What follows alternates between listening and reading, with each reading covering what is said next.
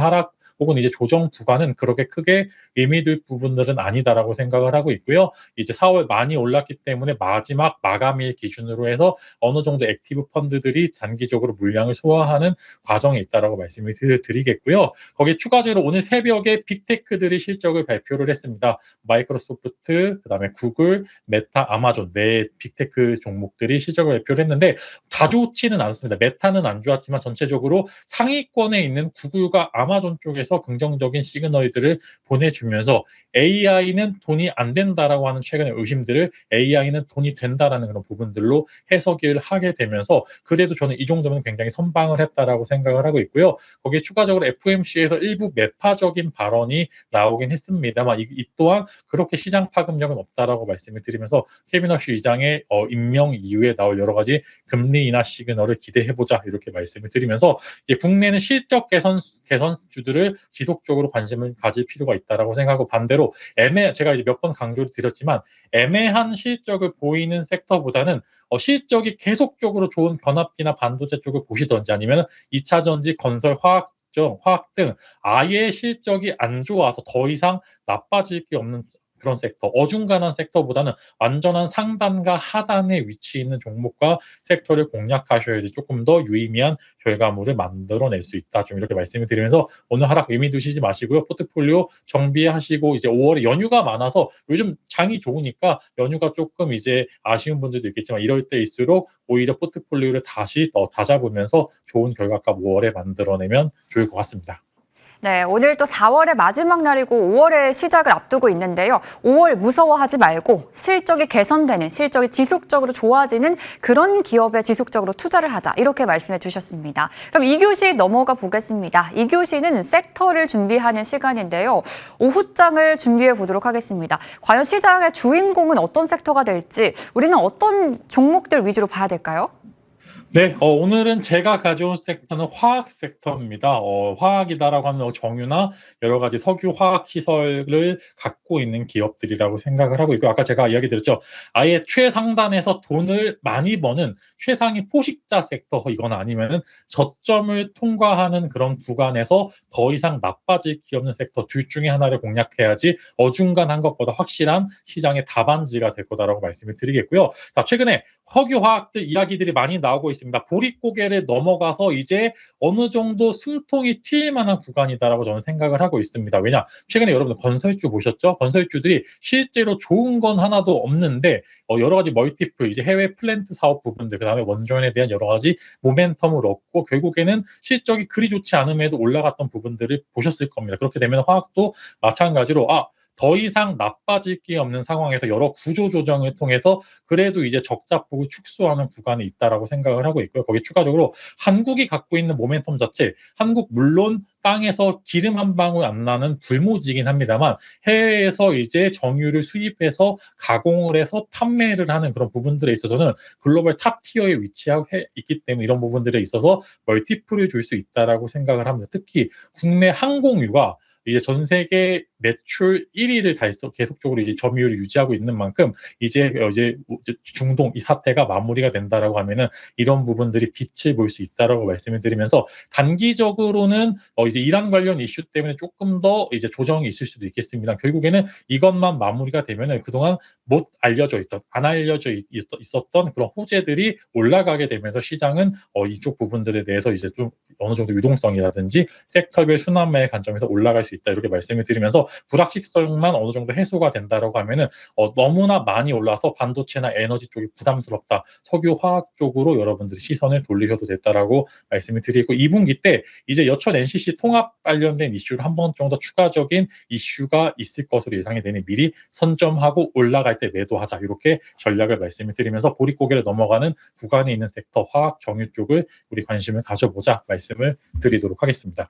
네, 오후장은 보릿고개를 넘어가는 화학 섹터에 좀 관심을 기울여 보자 이렇게 얘기를 해주셨습니다. 그러면 1타 종목들 복습도 해보도록 하겠습니다. 첫 번째로 살펴볼 종목은 두산퓨얼셀 보도록 할게요. 이 종목은 지난주 이 시간에 소개를 해주셨어요. 한 주 만에 40% 가까운 상승률을 보여줬고요. 일주일 내내 상승세를 이어갔던 그런 종목입니다. 제시해 주셨던 목표가는 이미 달성을 했거든요. 두산퓨얼셀, 이제 추가 전략을 어떻게 세워봐야 될까요? 네, 여러분들 사실 두산퓨얼셀은 자랑을 조금 하고 싶습니다. 여러분들에게 완벽한 전략을 제시를 드렸고 이 완벽한 전략에 따라서 목표가까지 달성한 종목이고요. 스토리가 명확했습니다. 이제 관련된 밸류 체인이었던 GE 버노바나 이제 버티브 같은 종목들이 어닝 서프라이즈가 나왔기 때문에 연료전지 대장주였던 블룸에너지의 호실적을 기대를 하면서 우리 밸류 체인들을 매수해보자라고 이야기를 드렸고요. 이미 1타 종목으로 수소 연료전지에 대해서는 적어도 국내에서 제가 가장 많이 안다라고 생각합니다. 그래서 1타 종목 내에서 이제 수익률 상위권 종목을 보시게 되면은 아머센스, 비나텍, 두산퓨얼스의 죄다 연료전지 관련주들을 제가 공략을 여러분들에게 말씀을 드렸고요. 결국에 두산퓨얼스에도 실적이 나왔는데 돈을 많이 버는 기업은 아닌데 적어도 적자 폭이 축소가 되면서 어닝 서프라이즈가 나왔고 여러 가지 공급 계약을 통해서 미래에 대한 모멘텀을 같이 동반해서 가져가고 있다라고 말씀을 드리겠고 오늘도 시초가 기준에서 66,000원의 목표가까지 달성을 했기 때문에 여러분들 이제는 단기적으로는 분명히 차익 실현 매물이 나올 수도 있다라고 생각합니다만 결국에는 현재 구간에서 다시 볼 수 없지만한 저점으로 생각을 하기 때문에 저는 개인적으로 만약에 55,000원 정도까지 잠시 쉬어간다라고 하면 여러분들 신규 매수 관점에서 이 구간이죠. 다시 재공략 구간은 55,000원 구간이 될 수 있을 거다라고 말씀을 드리겠고요. 기존의 보유자분들께서 오늘 일부 비중 절반 정도는 줄이시되 나머지 물량들은 9만 원의 목표가를 새로 제시를 드리겠습니다. 최근에 증권사 커버리지도 그렇고 해외 글로벌향 이제 수주만 한번 나오게 되면은 정말로 두산퓨얼셀은 그때부터는 걷잡을 수 없이 주가가 탄력적으로 올라갈 수 있을 거다 말씀을 드리면서 여러분들에게 많은 채널을 통해서 두산퓨얼셀에 대해서 코멘트를 드렸고 긍정적인 결과물이 나와서 너무나 다행이고요. 매매하신 분 너무 축하하시고 조금 더 지켜보되 일부 비중은 줄이자 이렇게 정리를 해드리도록 하겠습니다. 네, 지난주 1타 종목 두산퓨얼셀 신규 매수 관점 그리고 보유하고 계신 분들의 관점까지 두 가지 또 설명을 해주셨습니다. 그리고 시장을 최근에 뜨겁게 달궜던 일진전기 이 종목도 지난달 저희의 1타 종목이었습니다. 이 종목 한 달 만에 62.2%의 상승률을 보였고요. 특히나 최근에 8거래일 연속으로 상승세를 보이면서 분위기가 심상치 않습니다. 목표 주가는 이미 달성했는데요. 추가 전략 어떻게 세울까요?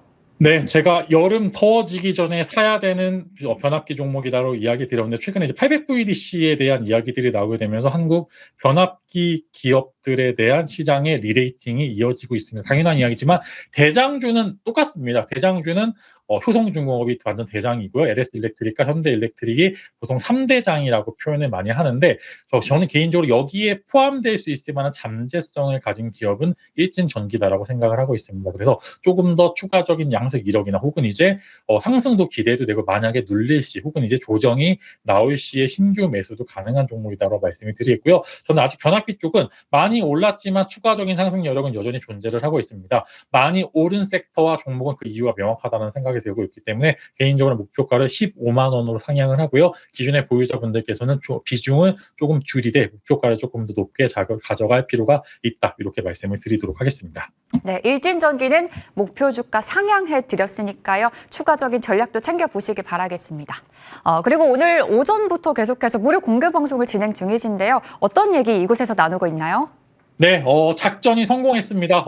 블룸에너지발 연료 전지 이슈를 여러분들에게 좋은 작전의 성공을 이제 이야기를 드렸고요. 작전이 성공해서 이제 걷어들이고 다음 작전을 준비해야 될 때입니다. 우리 이제 5월 세린메이라고 하지만 긍정의 시각을 갖고 대응을 하고요. 오늘 정유화학 쪽 코멘트를 드리면서 여러분들이 왜 이 섹터를 매매를 해야 되는지 알려드릴 예정이니까 공개 방송 지금 진행 중이고요. 늦지 않게 오시길 바라도록 하겠습니다.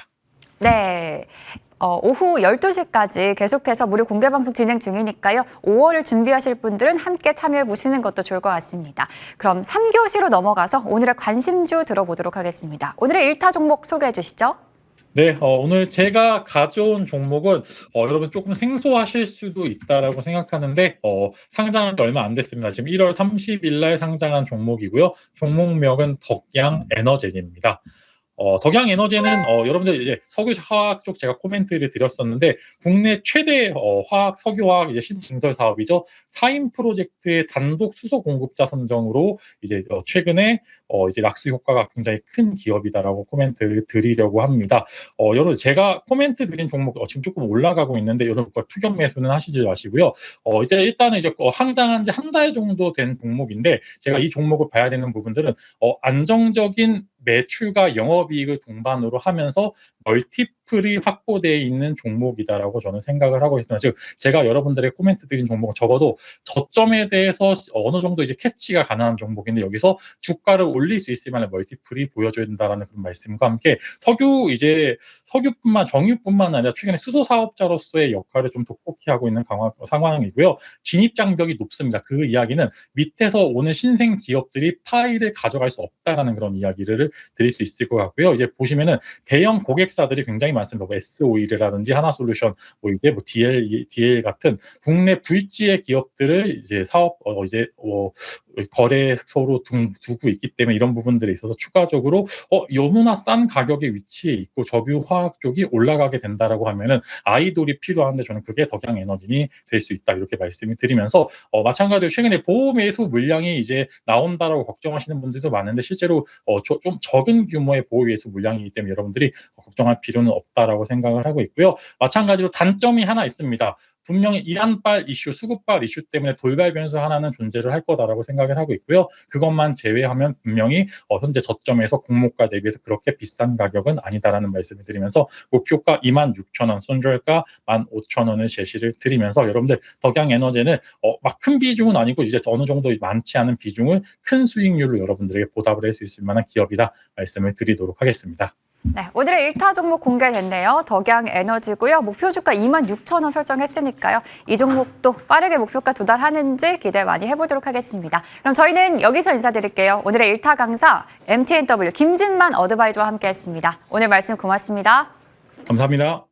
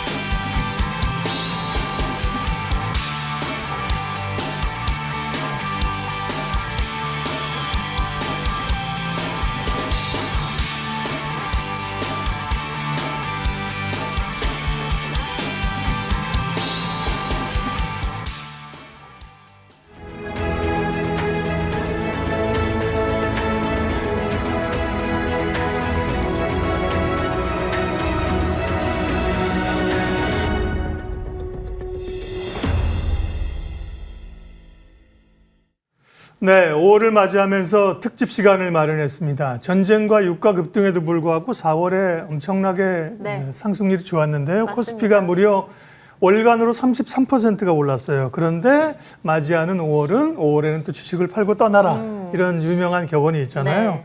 팔고 주식시장을 완전히 떠나는 게 아니라요. 5월에 팔고 10월쯤 다시 사라는 거예요. 뒷이야기를 잘 모르시는 분들이 많은데 어쨌든 관련해서 우리 5월 전략 대신증권 FICC 리서치부 이경민 부장님 오늘 모셨습니다. 어서 오십시오. 예, 안녕하십니까.